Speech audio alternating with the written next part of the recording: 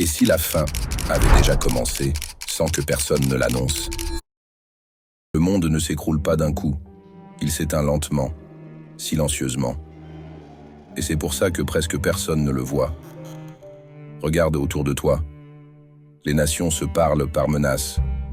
Les peuples vivent sous tension. Les crises s'empilent sans jamais se résoudre. Les conflits surgissent partout, en même temps. Ce n'est pas un hasard, c'est un cycle. Les anciens l'avaient annoncé, pas avec des dates, mais avec des signes.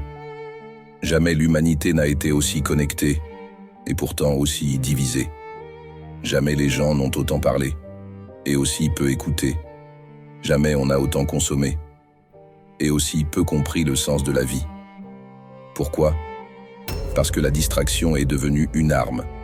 Les écrans, les lives, les polémiques sans fin, les guerres verbales sur les réseaux. Tout est fait pour saturer l'esprit. Un esprit saturé ne réfléchit plus.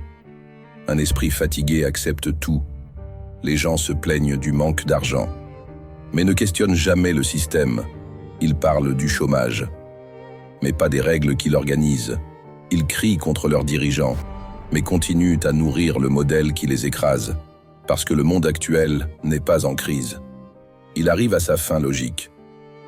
Quand les valeurs s'effondrent, quand la vérité devient relative, quand le mensonge devient normal et que la peur devient quotidienne, ce n'est pas un accident.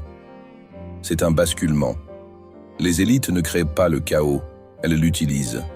Elles savent que dans la confusion, les peuples cherchent un sauveur, une solution rapide, un ordre nouveau. Et c'est là que l'histoire accélère. Regarde cette génération, épuisée, anxieuse, en colère sans savoir contre qui. Beaucoup sentent que quelque chose ne va pas, mais n'arrivent pas à le nommer. Parce qu'on leur a appris à ressentir, mais jamais à comprendre. La fin du monde actuel n'est pas la fin de la Terre. C'est la fin d'un système, d'une manière de vivre, d'un ordre fondé sur la domination, la distraction et l'oubli. Et ceux qui voient ces signes aujourd'hui ne sont pas fous.